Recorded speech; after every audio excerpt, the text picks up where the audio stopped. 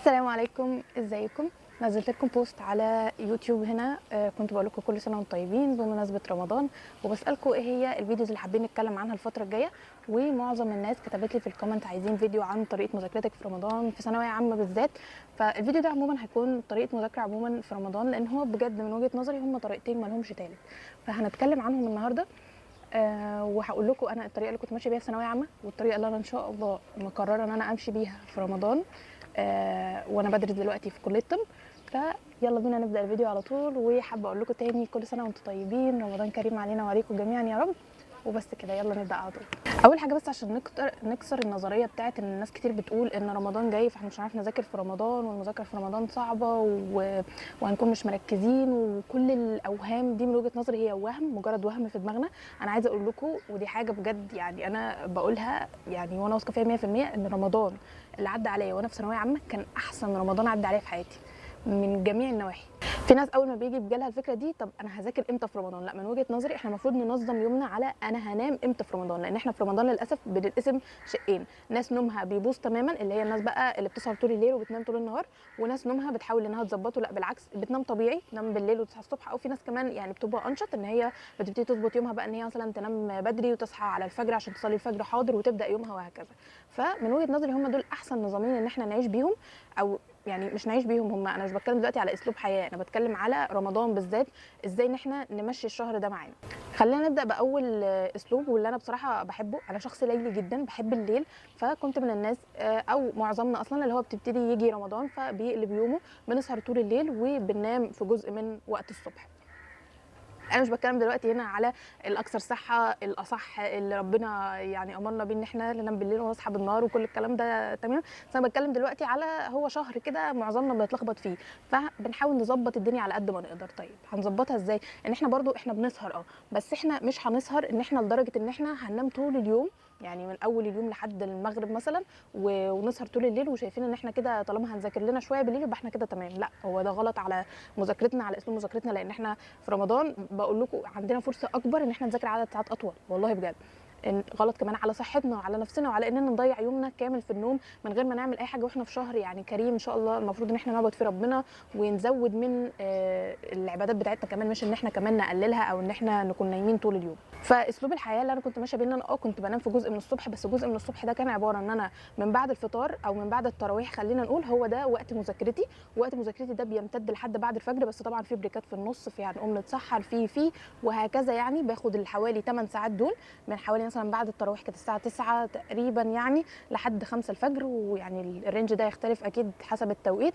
بس يعني هي دي تقريبا كانت الفتره اللي انا بذاكر فيها. تمام، صليت الفجر ونمت. هل انا بفضل نايمه بقى الى ما لا نهايه؟ لا، غالبا كنت بصحى، لان اصلا كان بيبقى عندي درس مثلا على الساعه 12 واحده، وهو ده اصلا الرينج الطبيعي ان انا هنام مثلا حوالي 8 ساعات.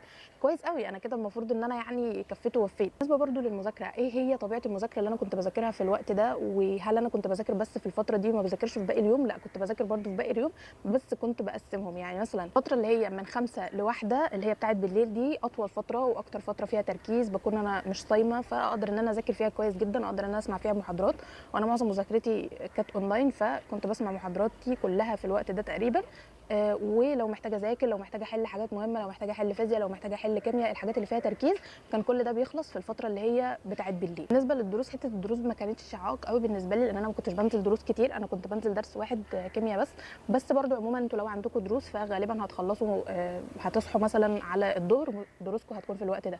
فطبعا انتوا تحاولوا ان انتوا تشوفوا المدرسين اللي انتوا بتاخدوا معاهم، لو هم عندهم كذا مجموعه تشوفوا المجاميع اللي متناسبه مع مواعيد نومكم وتبتدوا ان انتوا تنزلوا فيها، لان اكيد ما ينفعش اكون نايمه الساعه 5 الفجر وانزل درس مثلا الساعه 7 الصبح. فالاونلاين بالنسبه لي هو كان كنز في الموضوع ده، وكان يعني منقذني فيه جدا. برضه انا ما كنتش بنزل دروس كل يوم، فلو كان عندي ايام فاضيه مش عندي فيها دروس، كانت الفتره اللي هي من بعد الظهر لحد العصر دي بقى ببتدي ان انا برضه ساعات بذاكر فيها. طيب هل بذاكر فيها بنفس العمق، بسمع فيها محاضرات الكلام ده كله؟ لا، ما كانش دايما، لانه طبعا غالبا في الفتره دي بنكون يعني ابتدينا نهبط شويه من الصيام ومن التعب وكده. فكنت بعمل فيها حاجات بسيطه، كنت مثلا ساعات ممكن احل قطع عربي او انجليزي، حاجات بسيطه. كنت ساعات بحل احياء، رغم ان الاحياء من المواد اللي محتاجه تركيز، بس مش زي الفيزياء والكيمياء مثلا ما فيهاش مسائل وفيها تعقيد وكده. فكنت ساعات برضو بمشي ايدي فيها، او حتى لو انا مركزه يعني وفايقه ممكن حتى احل فيزياء او احل كيمياء. يعني الواحد برضو لما بندخل في الشهر، يعني هم اول اسبوع بس اللي بيبقى اصعب حاجه. لما بتدخل في الشهر خلاص ابتديت انت تتعود، ابتديت ان انت لا تمام، يعني ما عندكش مشكله ان انت تحل حاجات مثلا او تشغل دماغك في وقت ما. فما فيش مشكله ان انا خلاص بعد ما اتعودت ان انا الفتره دي اعملها برده فتره مذاكره واذاكر فيها اي حاجه ناقصاني، خاصه لو انا عندي تراكمات، فيعني ده كنز حرفيا. انا عندي فترتين مذاكره في اليوم تمام. جيت على اخر اليوم المغرب اذن، نزلت فطرت، قعدت مع اهلي بقى وحكينا واتبسطنا وعملنا وكلنا الحاجه الحلوه وكل الكلام ده لحد التراويح. ونصيحتي بجد يا جماعه والله العظيم ما تكنسلوش تراويح في ثانويه عامه، او ما تكنسلوش اي حاجه عموما كنتوا بتعملوها في رمضان قبل كده تحت مسمى عشان اصلا في ثانويه عامه، عشان والله العظيم بجد يعني لا يعني ملهاش سبب. انا عن نفسي كنت بنزل اصلي تراويح كل يوم، وكان الجامع يبعد عن بيتي يعني لا يزيد عن 5 دقائق، فليه يعني ال5 دقائق دول هيأزموني في ايه لو صليت في بيتي؟ في ناس تقول لك انا هصلي في البيت، والله العظيم بنلتزم اول يومين وبعد كده يعني بنفكس. ف يعني الموضوع مش هيكلفنا حاجه ان احنا ننزل نصلي التراويح، بالعكس يعني هيحسسنا باجواء رمضان، وهيحسسنا ان احنا ممكن ننزل نصلي مع اصحابنا فنتقابل فنشوف الدنيا. انا بالنسبه لي كانت فرصه جميله قوي ان انا اقابل صحابي، لان انا زي ما بقول لكم ما كنتش بشوفهم كتير عشان انا كنت باخد معظم دروسي اونلاين. فكنت دايما انا واصحابي ننزل نصلي التراويح سوا. طب واحنا راجعين جبنا حاجه حلوه، ممكن لو احنا فاضيين في يوم، يعني عادي يا جماعه هو شهر كامل فاحنا نقدر نعيش في حياتنا عادي، نشوف صحابنا، ممكن نروح نقعد عند حد من صحابنا في يوم، نفطر عند واحده من صاحبتنا في يوم. كانت الدنيا لذيذه يعني وفي اجواء عادي، مش لازم ان انا بذاكر 24 ساعه او انا يعني لاغي حياتي ولاغي الشهر الجميل ده اللي كلنا يعني المفروض ان احنا بنتقابل فيه والدنيا فيه المتخاصم بيتصالح والناس بتبقى بتحس فيه في موده بينهم كده. فما نضيعش الشهر ده علينا لمجرد بس ان انا مسمي نفسي في ثانويه عامه وقافل على نفسي، مع ان بالعكس انا اقدر اعمل الاثنين يعني كويس جدا. فهو ده يعتبر نهايه الروتين، ان انا خلاص جيت صليت التراويح وابتديت ان انا بدات مذاكرتي عادي. وفضلت اذاكر بقى لحد ما جه ميعاد السحور، اتسحرت وكملت مذاكرتي لحد الفجر، صليت الفجر ونمت.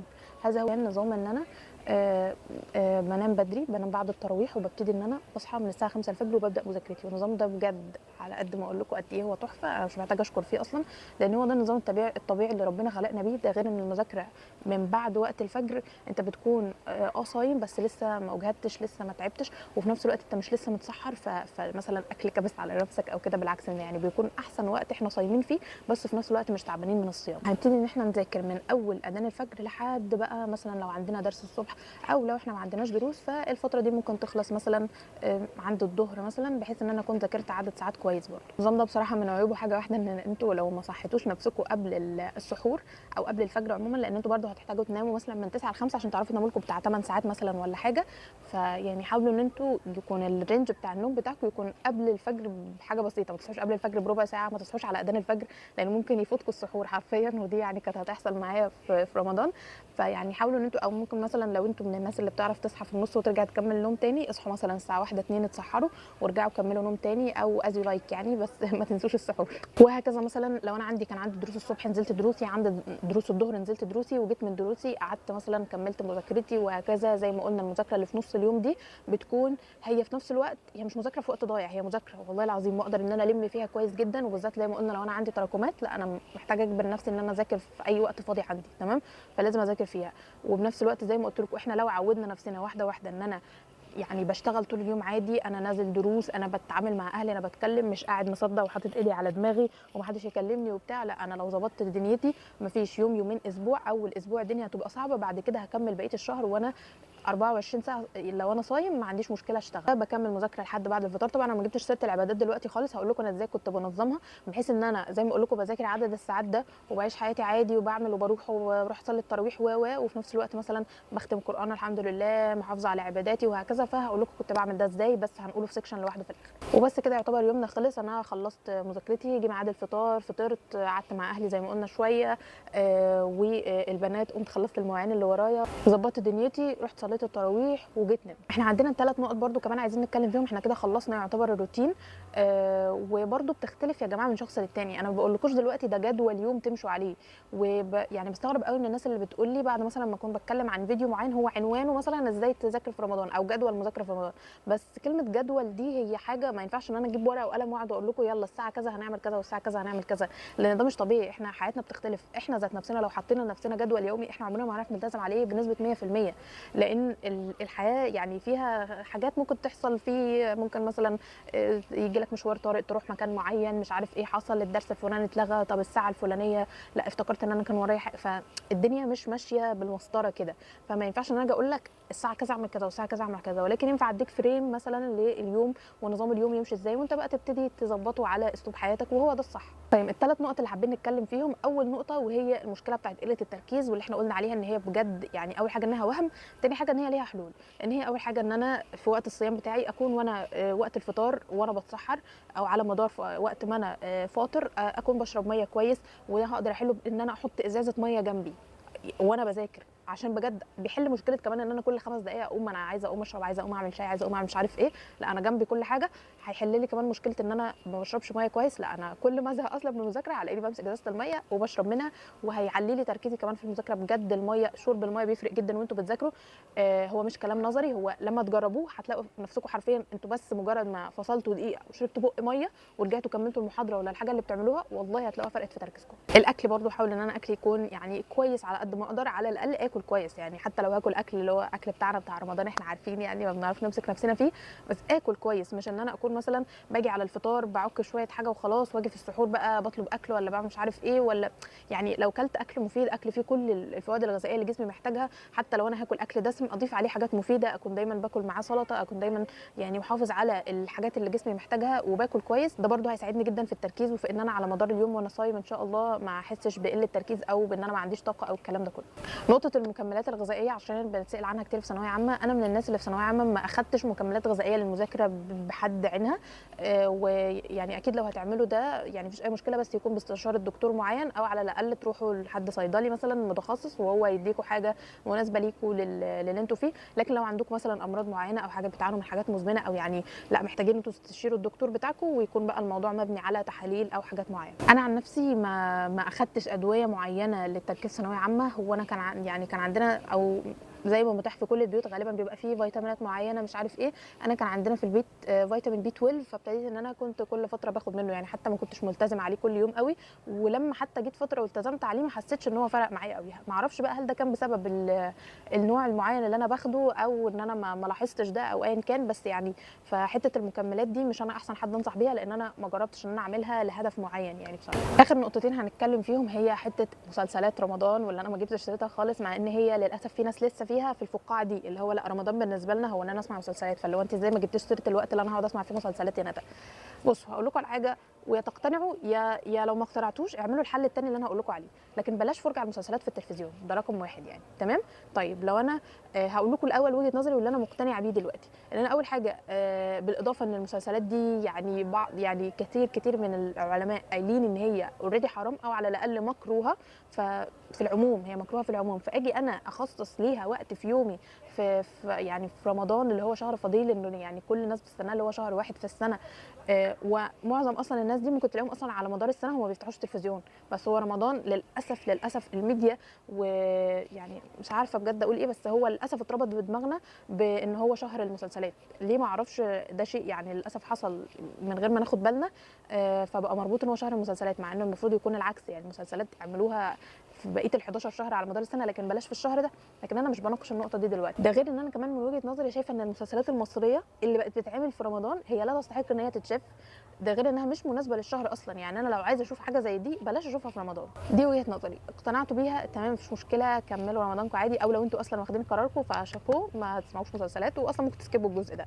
طيب انا لا، انا عازم، ومثلا انا لقيت مسلسل كويس مثلا بيناقش حاجه معينه، او مسلسل انا شايف ان هو ما فيهوش مثلا اللي انت بتقولي عليه يا ندى، مسلسل كويس عادي، مجرد ان هو مثلا ممكن يكون مسلسل كوميدي، ممكن يكون حاجه لذيذه هفك بيها عن نفسي، مفيش اي مشكله، ومش هضيع بيها وقتي، واكون يعني بشوفها بعد ما بخلص اللي ورايا، وبعد ما ملتزم بعباداتي وباذكاري والكلام ده كله، تمام مفيش اي مشكله، بس ما اسمعهاش على التلفزيون، لان المسلسل على التلفزيون هي حلقه اصلا كلها لا تتعدى النص ساعه، بتتحط على التلفزيون جنبها اعلانات، جنبها كذا جنبها كذا، بتتعدى الساعه. فلا انا لو عايزه اسمع اي حاجه اسمعها اونلاين، بتنزل الحلقه، بتنزل بعد ما بتنزل على التلفزيون بساعه نص ساعه، بتلاقيها نزلت اونلاين، اسمعها هي النص ساعه بس وشكرا. حته العباده انا سايباها للاخر عشان ان شاء الله كده يبقى ختامها مسك. هقول لكم انا ازاي كنت بنظم عباداتي، بحيث ان انا الحمد لله قدرت ان انا اختم القران، قدرت ان انا يعني بالعكس كمان احافظ على عادات معينه او اكتسب حاجات معينه من رمضان، عادات معينه احافظ عليها لبقيه شهر رمضان، وهي عاده الذكر الحمد لله. تمام. طيب ازاي قدرت احافظ على ورد القران بتاعي؟ ان انا كان ورد القران بتاعي هو جزء في اليوم،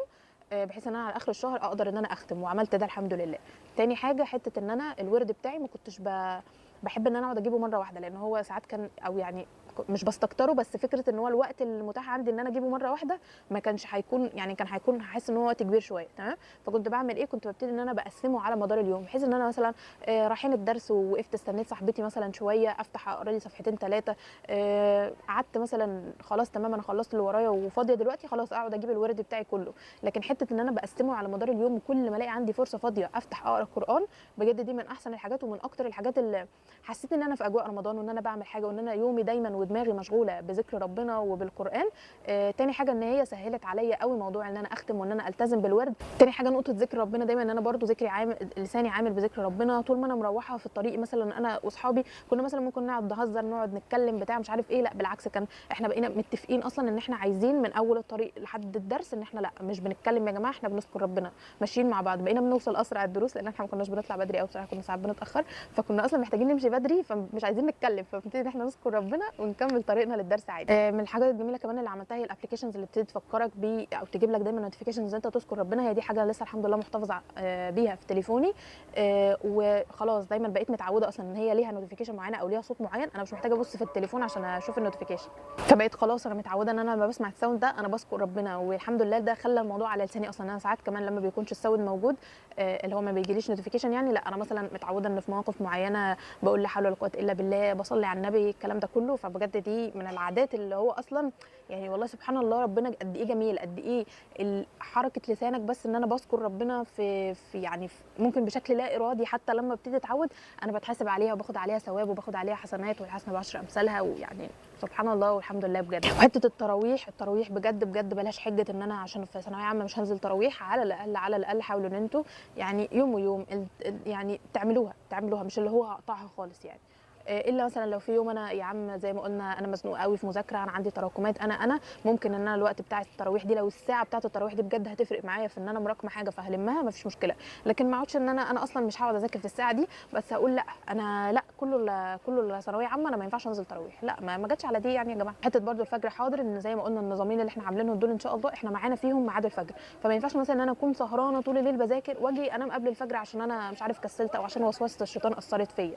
وحته برده الصحيان يعني احاول اصحى قبل الشروق بحيث ان انا الحق الفجر حاضر، بجد بجد هتفرق معاكم جدا. وبس كده، هو ده كان الفيديو، يا رب يكون عجبكم واستفدتوا منه، انتوا كنتوا وحشيني جدا، وبصراحه افتكرت معاكم ذكريات رمضان، وبجد بجد انا يعني رمضان وانا في ثانويه عامه رمضان 2025 ده انا لسه بقول لكم تاني من احسن الرمضانات اللي انا قضيتها في حياتي. فانا كنت مبسوطه قوي طول الفيديو ده ان انا عماله افتكر ذكرياتي في الشهر ده اصلا.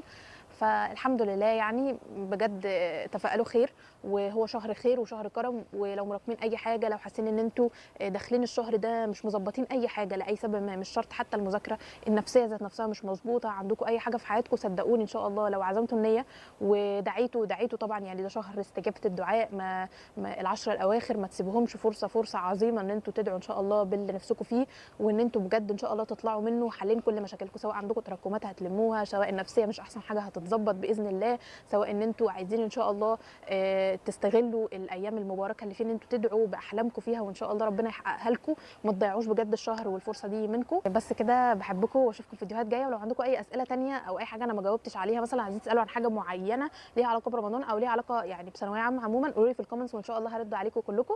وبس كده، بحبكم واشوفكم في فيديوهات جايه. مع السلامه.